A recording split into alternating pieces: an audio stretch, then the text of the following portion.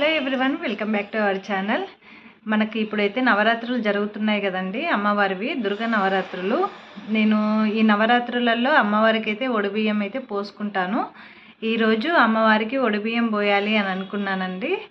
అందుకే ఈరోజు ఈ వీడియో అయితే మీతో షేర్ చేసుకోవాలి అని అనిపించింది. ఫస్ట్ టైం నా వీడియో ఎవరైనా చూస్తే కనుక ప్లీజ్ లైక్ చేయండి, ఛానల్ని సబ్స్క్రైబ్ చేయండి. ఈ వీడియో అయితే ఎండ్ వరకు చూడండి. మళ్ళీ నేను ఒడిబియ్యం ఎలా పోస్తాను అనేది అయితే ఈ వీడియోలో అయితే మీతో షేర్ చేసుకుంటాను. ఇక్కడ నవరాత్రుల్లో అయితే అమ్మవారికి చాలా ఒడిబియ్యాలు అయితే పోస్తారండి.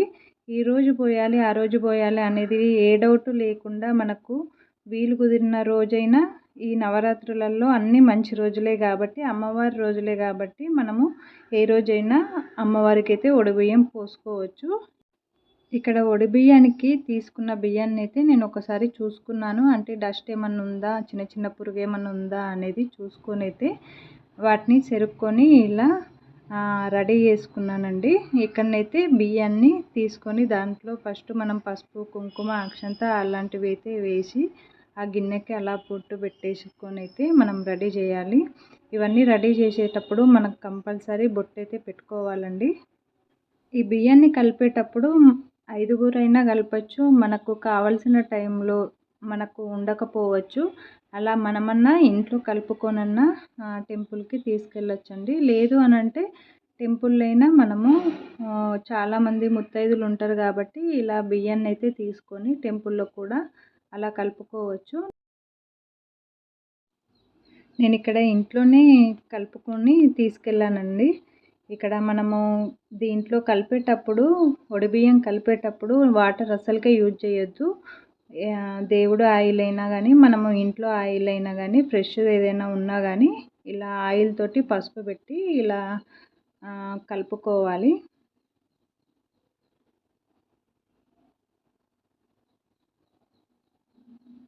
ఈ ఒడిబియ్యాలు అనేది చాలా చాలా మంచిదండి. అమ్మవారికి ఒక్కొక్కరు సంవత్సరానికి ఒకసారి పోయడము, లేదు అంటే 6 నెలలకు ఒకసారి పోయడము, అలా కొన్ని మంత్స్కి ఒకసారి పోసుకోవడము, లేదంటే ఇంట్లో ఏదన్నా పండగలు ఏమన్నా, పెళ్ళిళ్ళు ఏమన్నా అలాంటివి ఉన్నా కానీ అమ్మవారికి అయితే ఒడిబియ్యం పోసుకొని అలా పనులైతే స్టార్ట్ చేసుకుంటారు.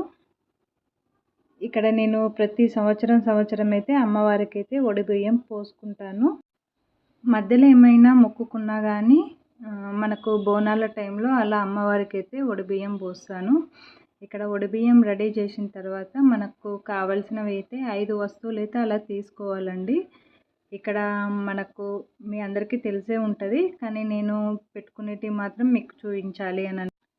ఇలా కొబ్బరి తీసుకొని దాంట్లో పసుపు కొమ్ము, గణపతి పోక, బాదం చెక్క, ఇలా ఖర్జూర, ఇలా 5 వస్తువులు అయితే అలా రెడీ చేసుకొని మనము ఆకులు కూడా 10 తీసుకోవాలండి. అంటే 2 రావాలి. ఇలా 5 రకాలుగా 5 వస్తువులు అయితే తీసుకొని బియ్యానికి అయితే పెట్టుకోవాలి. మళ్ళీ ఇక్కడ అమ్మవారికి మనము చీర అయినా పెట్టుకోవచ్చు, జాకెట్ ముక్క అయినా పెట్టుకోవచ్చు అండి. అది మన శక్తి మందమే, అది చూసుకోవాలి. నేను ఇక్కడ జాకెట్ పీసు, గాజులు, పువ్వులు, పసుపు, బొట్టు అలా అమౌంట్ అంటే మనకు 11 రూపాయలైనా 21 అయినా అలా మనము అమ్మవారికి అయితే వాయనం ఇస్తాం కాబట్టి అలా పెట్టాలి. ఇక్కడైతే బియ్యాన్ని అయితే కలుపుకొని అలా రెడీ అయితే పెట్టుకొని అమ్మవారికి కూడా ఒక జాకెట్ పీసు అలా తీసుకొని వెళ్తున్నాను. అలా ఒడి బియ్యానికి అమ్మవారికి జాకెట్ పీసు అలా 2 అయితే తీసుకుని ఇక్కడ మీకు ఎందుకు చూపిస్తున్నానంటే, ఇది నేను వారాహి అమ్మవారి పూజకి అయితే నేను చీర పెట్టుకున్నాను కదండి.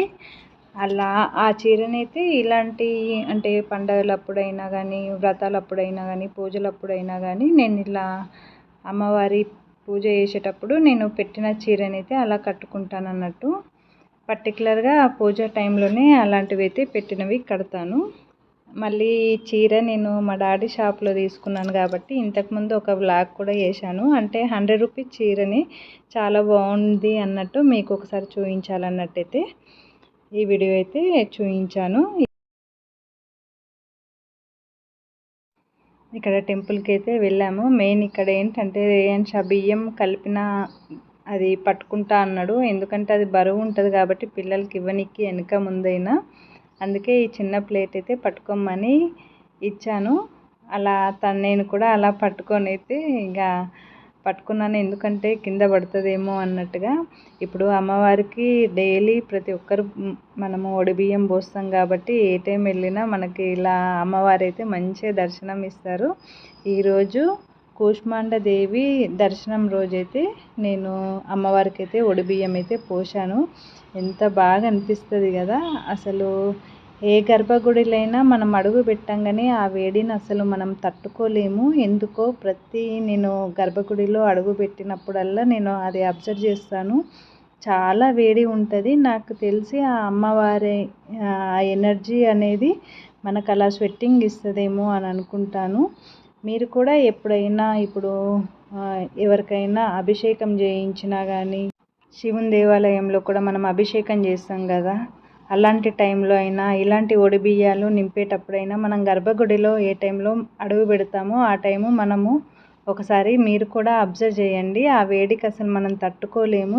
లోపల ఎంత వేడి అనిపిస్తుంది అని అంటే, నాకు నిజంగా ఆ శక్తి అన్నట్టుగా నేను అలా రిసీవ్ చేసుకుంటాను.